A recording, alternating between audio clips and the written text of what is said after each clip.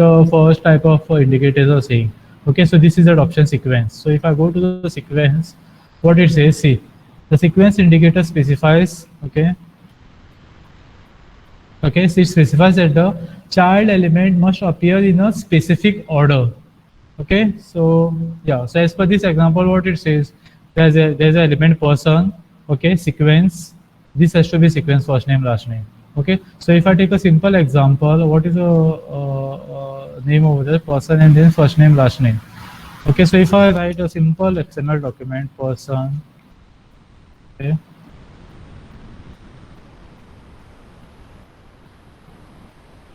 okay,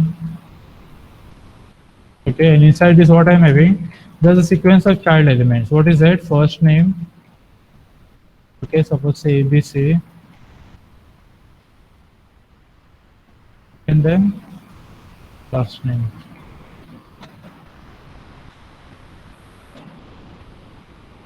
Okay, yeah. Suppose if I go with this XML file, it will say it is valid. Why it is valid? Because these two things are in this particular sequence only, first name and then last name.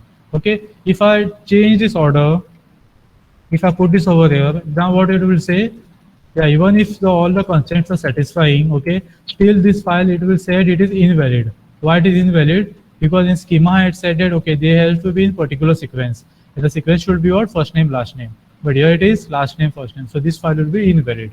Understood? Okay. So this was a sequence indicator. It says that the child element has to be in this particular sequence. Okay. Now which are the other two? One is all and one is choice. Okay. So what the all indicator says? Yeah, read this statement. The all indicator specifies that the child elements can appear in any order. Okay, and each child element must occur only once. Okay, so here what I said, okay, the element is person, it is a complex element, fine. Okay, and instead of sequence, I'm saying it is all. Now all means what? These two elements can appear in any order. So even if I write, I think it's the same example, yes. Even if I write last name, first name, even if I put this at the end, okay, no issues. Still it will be valid. Understood? So I'm not putting any constraint on the particular, on the sequence and all. Okay, so this is what this indicator says. Okay, it specifies that the child element can appear in any order and each element must occur only once. Okay, now there was one more option over here. One is all means any order, sequence means what? They have to follow the particular order. Now there's one more thing, that is choice. Okay, there's one more order indicator, and that is choice. So what it says, the choice indicator specifies that either one element or another element can occur, but not all. Understanding? So if you look at this example, okay, just look at this example now. What are things are there? There's an element person, there's an element person, okay, and inside this element, okay, it is a complex element I'm saying, okay, and I'm not saying sequence, I'm not saying all, I'm saying what? Choice. So in this case, what will happen? Here I specified two child elements. One is what? Employee, and one is member. Okay, so what will happen? Only one of this element can exist, but not both. Okay, so element is person. Which are the child elements? Employee and member. So I'll take one example. Okay, employee. Okay.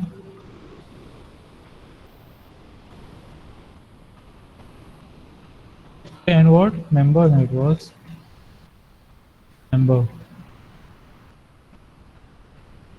Okay, so I'll take some data also, ABC, XYZ. Okay, so in this case, what will happen? If I go with this example, here I'm saying choice, and I specified both these elements in my XML. So what will happen? This will be invalid. Understood? No? Because only one child element can be present. So if I say, suppose say, yeah, this is valid now. Understood? No? Because I'm having only this element I'm having, not this one. So this example is valid. Even if I put, suppose say this thing, still it is valid because I'm having say other element. Understood? No? So this is what this choice says. Choice. So only one child element can be present out of all these specified things. Understood? So these are the three indicators which belong to order indicators, like, okay, all, choice, and sequence. Sequence means what? They have to be in the particular sequence. Okay, choice, all means what? Any sequence will work. And choice means what? Out of all the child elements, only one can be present, not all. Fine. Okay, now going to the occurrence indicators. Now occurrence indicators, I had, I think, yeah, we had used these occurrence indicators in our examples. Max occurs and mean occurs, right? So if I take this example again, okay, if I take F name, I'll take a full name. Okay, same example I'll take. Okay, and then I'll say a subject. Okay, subject. Okay, full name if I take ABC something. Okay, subject can be many, yes or no. I can take maths. I can take them. Okay, maths, then ALC. Okay, then science. Okay, so you can see over here, person element is there. There is a full name element, and when subject element is repeating multiple number of times. So in schema, how we had handled this? In schema, how we had handled this? We had used what? Yeah, max occurs equal to unbounded for subject element. Yes or no? Okay, so if I try to write the schema again, how to define these things? Access element name equal to, what is the name of the element? Person. Okay, fine. What type of element it is? It is a complex element, complex type. Okay, I'll go with sequence only. That is not the main thing over there. Okay, then while defining the child element, I'll define the first element, full name, access element name equal to full name. Okay, type I'll take string. So this such kind of so many examples we have seen. Okay, access colon string it is. Okay, and when I'm defining my second element, okay, element name equal to, what is the element name? Subject. Okay, and then type equal to, again we can take string. Okay, so you can see over the subject element is occurring multiple times. Yes, so how to handle this thing? When I'm defining subject element, I'll say, yeah, mean occurs or max occurs, I'll say. Understanding, so I'll say mean, oh sorry, max occurs equal to, I don't know the count, how many times it can occur, so I'll say unbounded. Okay, otherwise you can also specify some value. 5, if you say 5 means what? Maximum 5 times this subject element might repeat inside the person element. Or best option is you say unbounded. If you don't know how many times it might occur, so you say unbounded. Means what? Any number of times it might occur. So that is what these two things are saying, max occurs and mean occurs. Understood? How many times that particular element might repeat. Understood? So all order indicators we did, okay, occurrence indicators, okay, max occurs and mean occur. Okay, so I think there are some default values also. Yeah, remember this point. Okay, so default value for max occur and mean occur is 1. Means what? If you don't specify anything over there, if you don't specify any, means what? This element has to repeat at least one time, and this element also has to repeat one time. Default values. Understood? No? That's why you don't write here mean occurs equal to 1, max occurs equal to 1. Default values are 1. Understood? Yeah.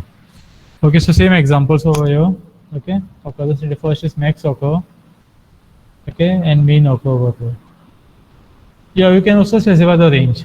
For second element, what I said mean occurs equal to 0, max occurs equal to 10. So even if this element suppose doesn't repeat inside days, it is fine, because I said mean occurs to 0.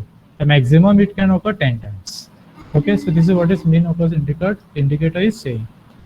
Okay. Yeah, then to allow the element to appear unlimited number of times, you don't know how many times it is going to repeat. So you say what? Unbounded. Max occurs equal to unbounded. Means you don't know whether 3 times, 5 times, 10 times, 20 times, you don't know. Okay. Yeah, again some small example. Okay, this example we had already implemented last time. So which is the third type of indicator now? Yeah, first one was order indicators. Okay, all sequence and choice. Occurrence indicators, max occurs, mean occurs. Now is a group indicator. Now this is a small concept, okay, that you should know. Okay, now the grouping means what? Okay, I will go to the example. See. So group indicators means what? Why they are used? They are used to define the related set of elements. sorry, they are used to define what related set of elements. Okay, so if any problem, yeah. So why they are used? Yeah, to define the related set of elements. Okay, so if there are suppose say yeah, okay, if you can look at this example, is everything fine? I don't know.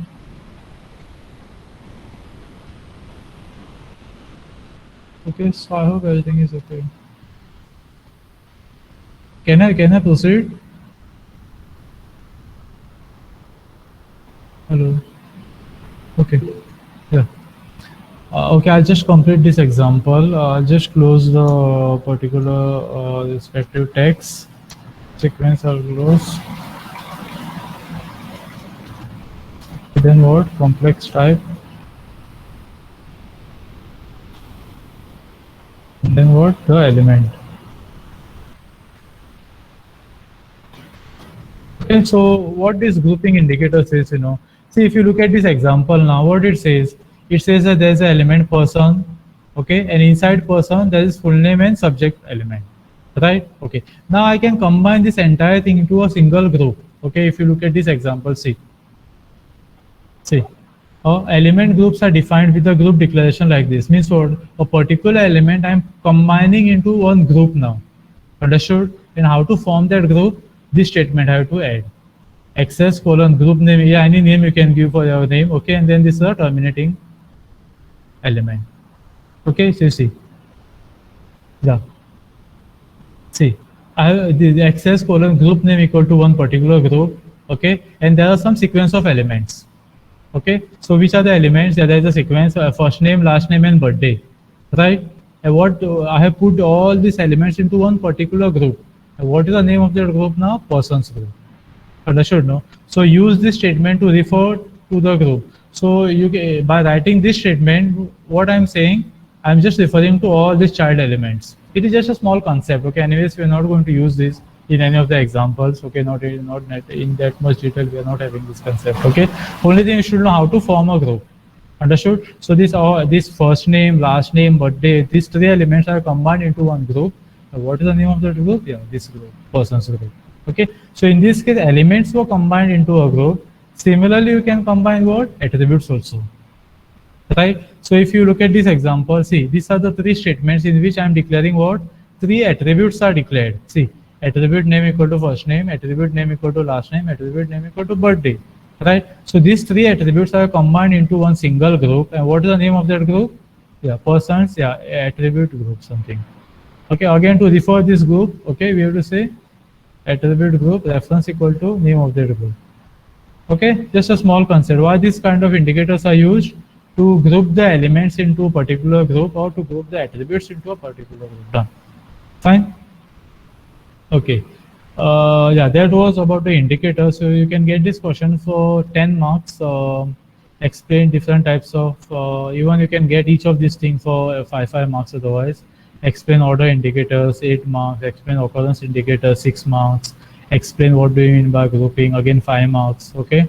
So it depends what type of questions are asked. Understood? So each of the thing you will have to explain by giving a simple, even if the example is short, no problem, but the proper working example. Okay. So this was about the indicators. Okay. Now going to the, yes. Okay. Still there's some problem. Okay. Okay, now this is one more special element we are having in XML schema. Okay, any element. Okay, so why this any element is used? See, the any element enables us to extend the XML document with the elements that are not specified in the schema. Again, read the statement. The any element enables us to extend the XML document with the elements which are not specified in the schema. Okay, so we'll look at the example over here. Okay.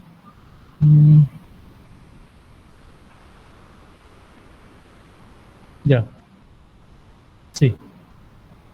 Okay, now this is a schema file. This is what schema file. Okay, The access schema is a root element. Okay, these are the attributes which we had seen. Okay, all are not required actually. Okay, and this is the what I am defining. Person element I am defining. Okay, and what it says, there is an element person. Okay, it is complex type. There is a sequence of particular child elements. And what are the names of the child elements? First name and last name. Okay, so this is a schema. Let's assume that I am not having this statement. Let's assume that I am not having this statement. Okay, just assume that it is not there. Okay, so what will be the valid XML file for this schema? Okay, there is an element person with the element first name, last name. Okay, so I'll take the same example we'll take. So what it is saying, first name, okay, and what? Last name.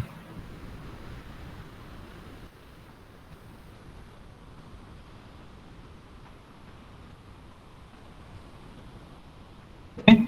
Yeah. So this is a valid XML file as per this schema. Let's assume that I'm not having this. Again, I'm saying, okay. So element is person, they are complex type, sequence, first name, last name. So as per this schema, this is a valid XML file. Person is having first name, last name. Okay. Now, if I add, suppose say one more element over here, okay, I'll say suppose say age, okay, 56. Okay, now what is this a valid XML file? What we will say, is this a valid XML file as per this schema? What will be your answer? Please put in the comment box. Is it valid? Is this XML file valid as per this schema? What this schema says, okay, element name is person and the child elements are first name, last name. And I said that not to consider this statement. So as per this schema, this example is valid or not? Huh? Okay, fine. You are saying that it is not valid, correct? Why it is not valid? Because this age element is not defined in the schema. Yes? Okay, so it will say it is invalid. Okay, but if there is one special element, okay, in the schema, that is any element. So what it does, again I'll go back to the same thing. It enables us to extend the XML document with the elements which are not specified in the schema. Understood? So if I put, suppose say this statement, access colon any min occurs equal to 0. If I put this statement, means what? In this case, this one will be valid now. Because what I said, I use the any element. So what this will do, it will enable us to extend the XML document with the elements which are not specified in the schema. So now, even if I have not specified this age element over here, okay, age element is not specified, so no, still this file, it will say it as valid. Why it is valid? Because of this particular element. Understood now? Okay, so this is a simple example you can remember. Even here, I think, yeah. Okay, here first name and last name was given, and any element was used. Okay, so if you look at this file, see, person is having first name and last name. I've included one more element, see, children, then the child name, again this. So what it will say? Again, it will say that this file is valid. Why? Because of this particular element. Understood? So just remember this small concept, okay, any element. Okay, now you must have understood the meaning of this point. It enables us to extend the XML document with the elements that are not specified in the schema. Usually we are not going to use this element, okay, but still you should know, okay, how to make use of it. Fine. Okay, yeah, again the XSD example, this examples, yeah, similar example what we had seen last time, okay. You can implement this also. So what it says, what is the root element over here? Ship order. Okay. If you look at this example, ship order is my root element. Yes, ship order is a root element. And what is the element that is repeating? I think order person, ship to, item, and item element is repeating multiple times. Understood, no? So if you look at the root element, ship order, what are things it is having? Order person, ship to, item, yeah, and item. Only 3 elements. Order person is a simple element. Ship to is again complex element. Okay, and then item is also complex element. Understood? No? So for this you'll have to write a schema. Again, I have written the entire schema over here. Okay, only thing you'll have to just connect it properly and validate. Understood? No? So just try to implement this code again. implement the schema for this code, you can refer to this example. Understood now? Okay, but don't simply copy paste. Okay, you try to implement from your end. Okay, and only if you are having some difficulties and all, you can refer to this example. Fine. Okay, again the same thing. Before you start writing the schema or DTD, what you need to do, you need to understand the structure of this file. Okay, so what is the structure of this file? Sorry.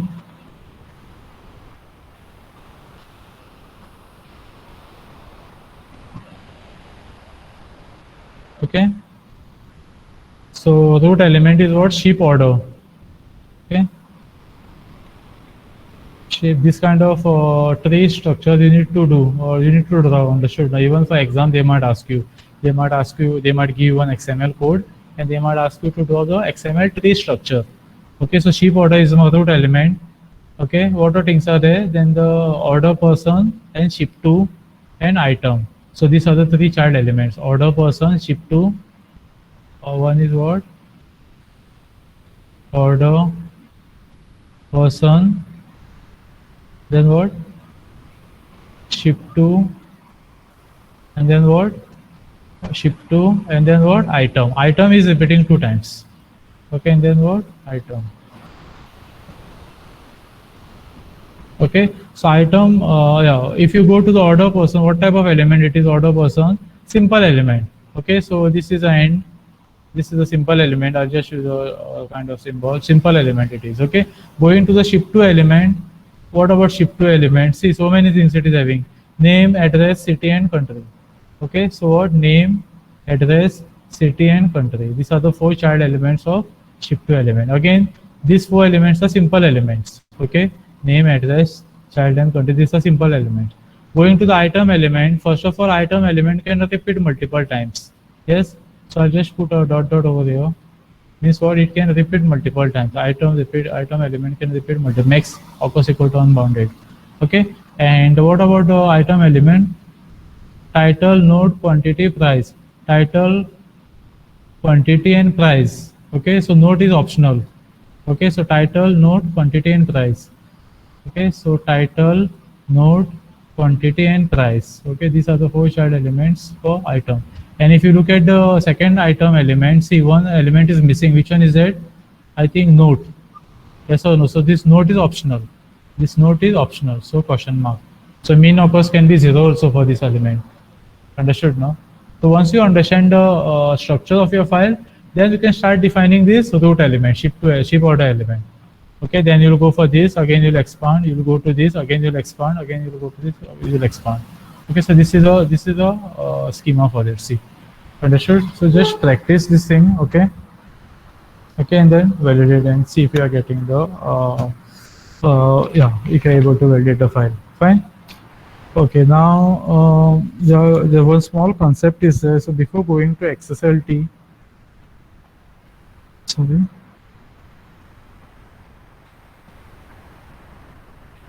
Okay, so this is what we are doing now. Yes or no?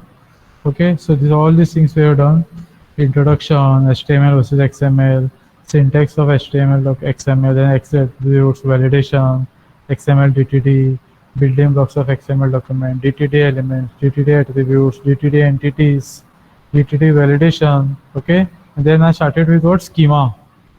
Right, so these 2 things are remaining. Transformation and namespace, and now I'll do. Okay, it will be short. It is a very small topic. Okay, but now the major topic that is remaining in XML is what?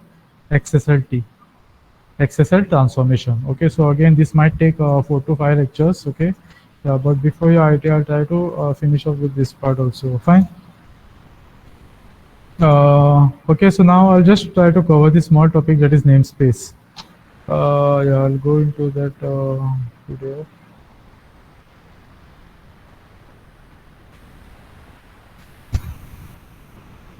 Yeah, actually 2 concepts are there. One is namespace and one is display, I think. Yeah, displaying profile. Okay. Okay, now in schema, okay, see, I had mentioned you all one thing, yes or no, that we'll have to use one attribute over here. Okay, colon access, and again I used to say access colon, access colon, access colon. So all these elements are related to one topic. Okay, and that topic is namespace topic. Okay, So I'll take one example and I'll explain you, okay, why we need to use the namespaces in the XML file. Okay, so the main reason why the namespace concept is used is to avoid what? Name conflicts. Okay, so this is a main reason that for which the namespace concept is used. Sorry, so why it is used? XML namespaces provide a method to avoid the element name conflicts. So multiple elements are having the same name, then we'll get a conflict. To avoid this conflict, we use the namespace concept. Okay, so here is a one simple example, okay, which explains us what do you mean by name conflict. Okay, what do you mean by name conflict? See, now if you look at this file, this is a simple, yes, okay, if you can consider it, looking at the names of the text, you might say that it is a HTML file. Yes, but if I consider this as a XML file, no problem, because for XML parser, these elements are like new elements. Understood? Now you don't know the meaning. The meaning of these elements is limited to HTML, not to XML. Understood? So I can say that this is absolutely valid XML file. It has nothing to do with the table tag, TR tag, TDA and all. Understood? Now, so same tags you can use in XML also. Okay. Now, if you look at this example, okay, I'll consider this as an XML file. Okay. Now, what this XML file is storing? It's storing some details about what? HTML table. This is an XML file which stores some details about HTML table. Yes. Okay. Now, if you look at the second table file, if you look at the second XML file, again I'm having a table element. Yes. Okay. Name is this, width is this, length is this much. Okay. So this second XML file is storing some information about what? Yeah, a piece of furniture. That table it is. Understanding? Again, I'm saying the meaning is not known to the interpreter, but the kind of data that the XML file is storing, that we can interpret. Yes or no? This table text stores the information about the HTML table, and this table stores the information about what? Yeah, piece of furniture. Okay. Now, if I combine both these things into a single file, if I combine this as well as this into a single file, single.xml file, then what might happen? There can be a name conflicts. There can be name conflicts. Why name conflicts? Because see, here there is a table tag, here there is a table tag. But both these table tags are giving the two distinct kinds of informations. Yes, independently the files are fine. This is the independent file, this is independent file. Okay, no problems. But when we try to combine these things into a single file, what will happen? Name conflicts. And why name conflicts? Because of this table elements. Okay, so see, if these XML fragments are added together or combined, there will be a name conflict. Okay, because both contain the table element. Okay, but these elements have different content and meaning. Understood? No? Okay, that's what I said. The user or the XML application, it won't understand that there is a name conflict. Understanding? It will not know how to handle these differences. Understood? No? So this is a problem that we have. If we combine, suppose say multiple XML files, okay, and if there are some elements with the same names and all, there might be a name conflicts. Okay, so because of this problem, okay, what we do? We use the namespaces. What they do? XML namespace provide a method to avoid the name conflict. Okay, now I hope you understood what is the meaning of name conflict. Okay, now see. Now I will say how to solve that particular problem. Okay, so one option is solving the name conflict using a prefix. Okay, so here what is done? This was my first XML file which was giving the information about what? HTML table. And this was my second HTML file which was giving the information about what? Furniture, right? Okay, so what I have done now, I have combined the things into a single file. Okay, and for these elements I am using prefix. Can you see this prefix? What is the prefix? H I am saying. It can be anything. Okay, I am saying H colon table, then H colon tr, H colon td, H colon td. All elements are same. Only thing I am putting this prefix, name of the prefix and colon. Similarly, for second file, what am I doing? I am putting a F prefix. Okay, yeah. Since it was a furniture kind of data. Okay, this what prefix you are putting, that is up to you. Important thing is what? Now I have combined both these things into a single file, and now there is no name conflict. See, in the example above, there will be no name conflict because, yeah, they have the different names. Now the names are not same. Yes or no? Here I am using H prefix. Here I'm using F prefix. So now there won't be any name conflicts. Fine. Okay. Okay. Now you see. Okay. When using the prefixes in XML, a namespace for that prefix must be defined. Now what it says. In this case, I'm using H as a prefix, and in this case, I'm using F as a prefix. Okay. So whenever you use any kind of prefixes, okay, you have to declare the namespace. Means what? For this H, you'll have to define one namespace, and for this F, you'll have to define one namespace. See, like this. See, this was what? Okay, then how to specify that? Okay.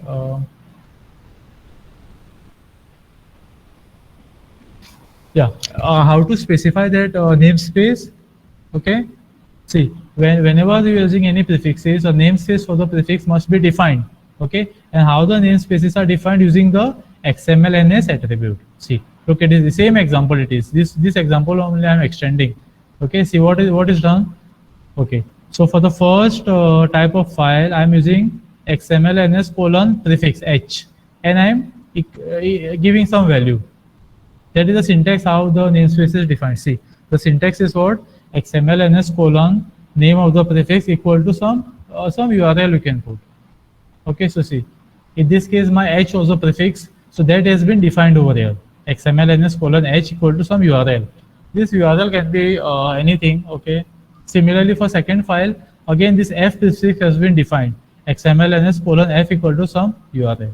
Only thing you have to make sure that okay, both these URLs are different. Okay, and usually what kind of URLs are given? URLs which are related to your data. Understanding? Fine. See.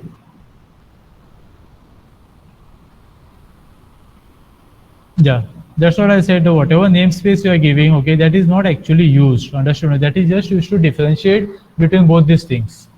Okay, fine. Only thing you have to make sure both these things are not same. This URL as well as this URL should not be same. If it is same, then again it will create some issues. Okay. Yes. So this is how the namespace is defined.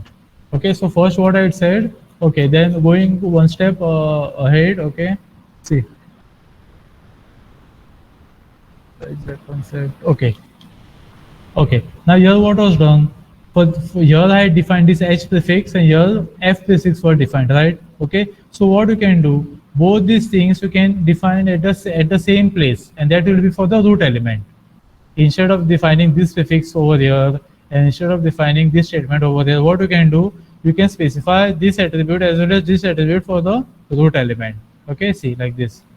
See, here what is done. For the root element, I have just put both those prefixes, H prefix and F prefix. Fine. Okay. I hope you understood the thing.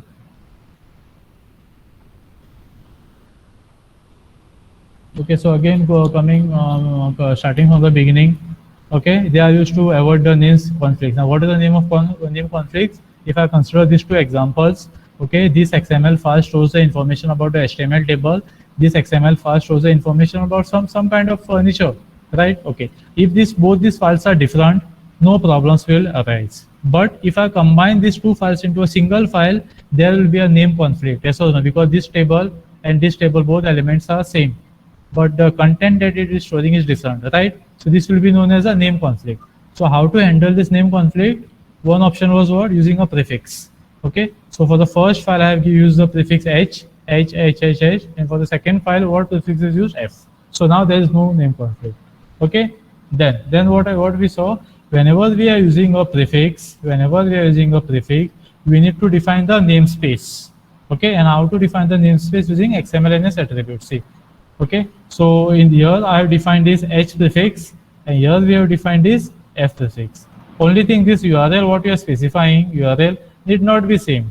Understood? Now even that is not having any much significance. Only thing, it has to be the distinct. Both these things should be distinct, right? Then what we saw, instead of defining these things over there, what you can do, both these namespaces you can define for the root element like this.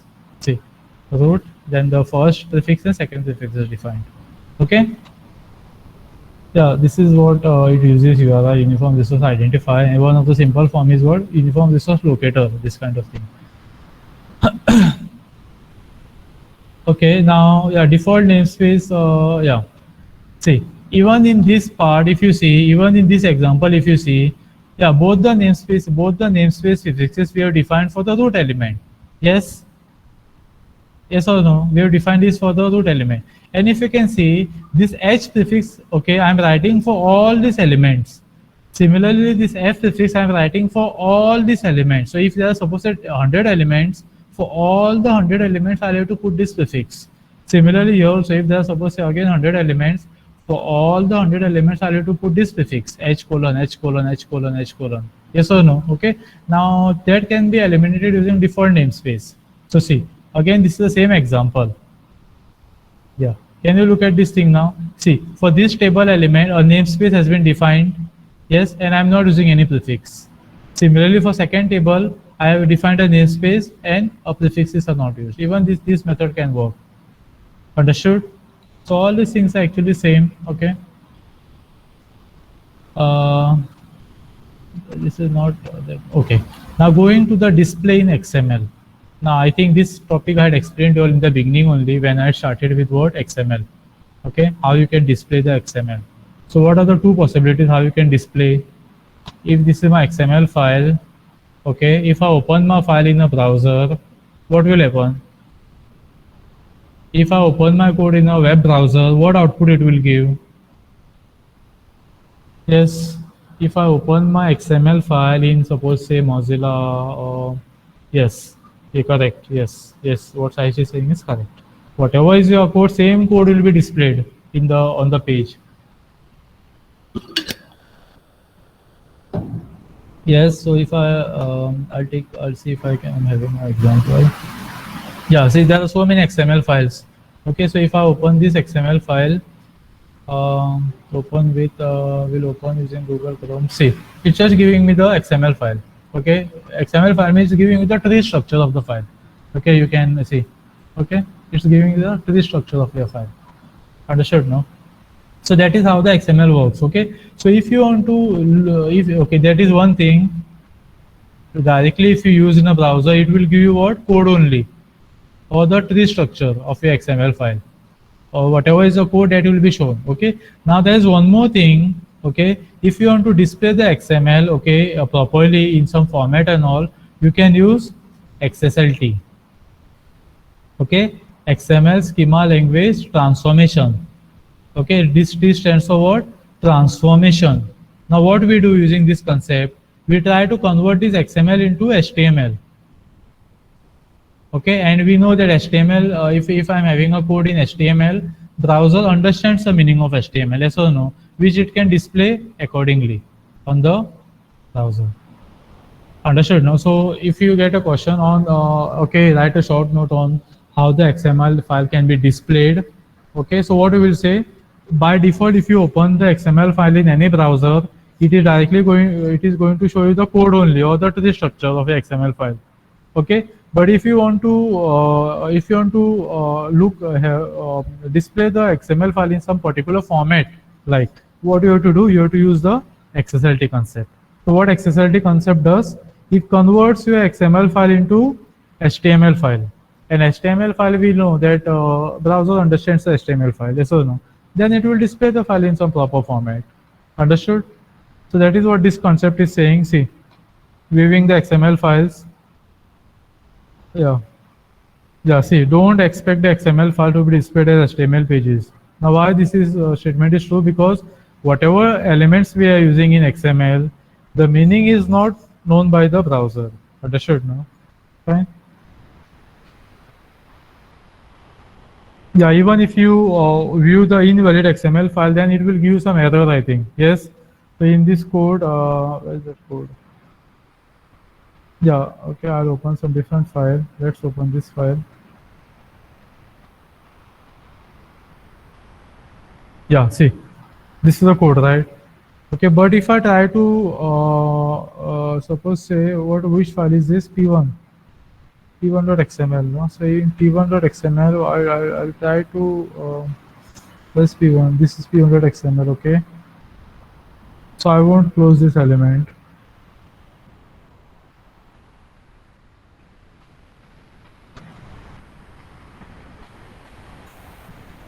It's not validating. Yeah, also it is giving the error. See, in my code, what I had done, yeah, I had not closed one of the tag. Means what, it is not well formed. Means it is not valid also, right? So if you open this kind of files in a browser, then your browser will tell you that there is some mistake and all. Understood, no? Okay, so I hope you understood. Even in your Notepad++, when you try to save the file, if it is suppose say not well formed, it tells you that there is a mistake over here. Even your browser does the thing. If you try to open your file in a browser which is not well formed, it will tell you that at line this column, okay, there is some mismatch. Okay, understood? So even the browser is acting like a some kind of interpreter or something. Okay. Yeah, see, some browsers will report the error. Understood, no? Some I'm saying, not all. Okay. Yeah, so why this kind of things are happening? Why the XML file is not getting displayed properly in proper format? That is because all the text in XML, okay, usage, company, laptop processor, all are what? All are defined by the author. Understood, no? And browsers are having zero idea about the meaning of those elements. Understood? Okay, so see, if you want to style a XML element, use what? XSLT. So this is the thing that we are going to study now. This is the last topic under XML XSLT. Now, why XSLT will be used? Okay, to view the XML view the XML file in the browser in some particular format. Now, what that XSLT is going to do? It is going to convert your XML file into HTML file. Okay, and HTML file we know that it can be easily rendered by your browser. Fine. So I think yes, tomorrow I'm having offline lecture. So I think it will be better if I start with XSLT in my tomorrow's lecture only.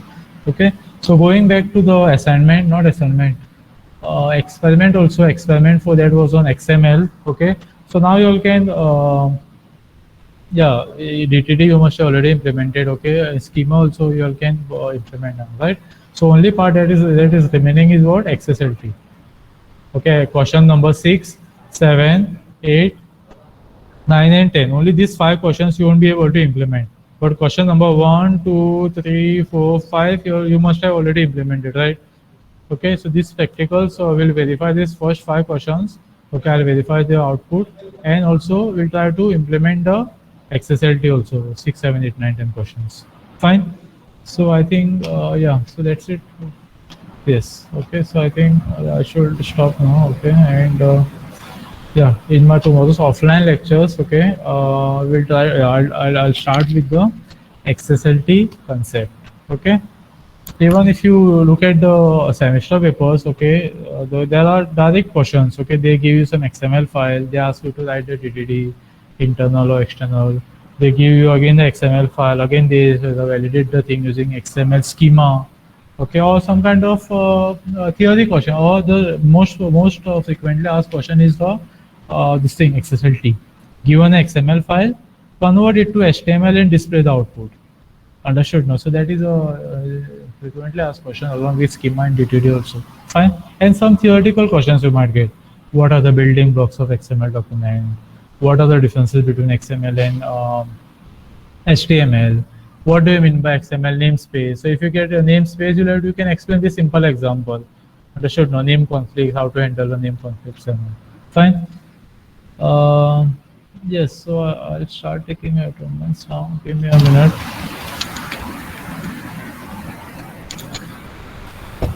Today is 14/15.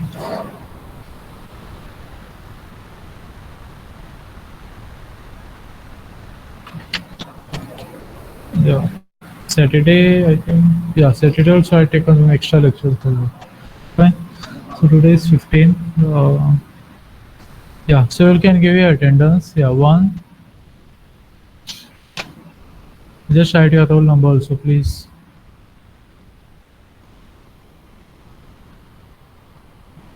Okay, 1 is present. Okay. Okay, again I'm saying before I wind up with this lecture, please see that first 5 questions are properly studied and implemented. Understood? No XML file, then the DTD is either internal or external, and I think yes, schema. And one more point I had mentioned that they see, in order to validate one file, there are 2 options. Either you can use DTD or you can go XML schema. Yes or no? Both the things you cannot do on a single file, understood? If you try to connect your file to the DTD as well as the XML, it's not going to work. Fine. So either you can go for DTD or the schema. Okay. And in my experiment page, I have properly specified what is to be used. Understood? No. Okay. And that the transformation I'll explain you all in my tomorrow's lecture.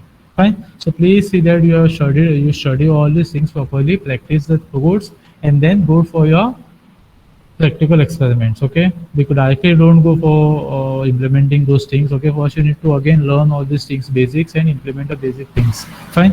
Okay, one is present, one is present and two is not there, three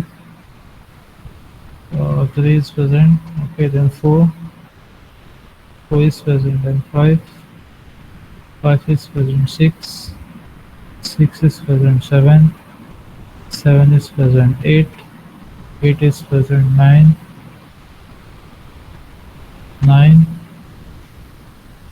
10 is present, 11 present, 12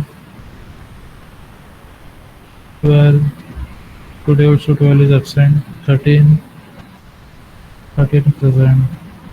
Okay, 14 present, 15 present, 16 is present, 17 is present, 18 is present, 19 is present, 20 is present, 21 is present, 22 is present, 23 is present, 24 is 24, Shaivik is absent. Then 25 is present, and 26 is present, 27 is present. Then 28 is not there, 28 is not there. Okay, then 29 is present, 30 is present, 31 is present, 32 is present, 33 is present, 35 is present, 36 37 is present, 36 absent, 38 is present, 39 is present, 40 is present, 41 is present, 42 and 43 is present. What about 42? 42 is present. 44 is present. 44 is absent. Okay, 46 today also he is absent. Gunesh. 46 and 47 both are absent. 49 and 50 49 present, 50 present, 51 52 52 is present. What about 51? Then 54 55 present, 55 present,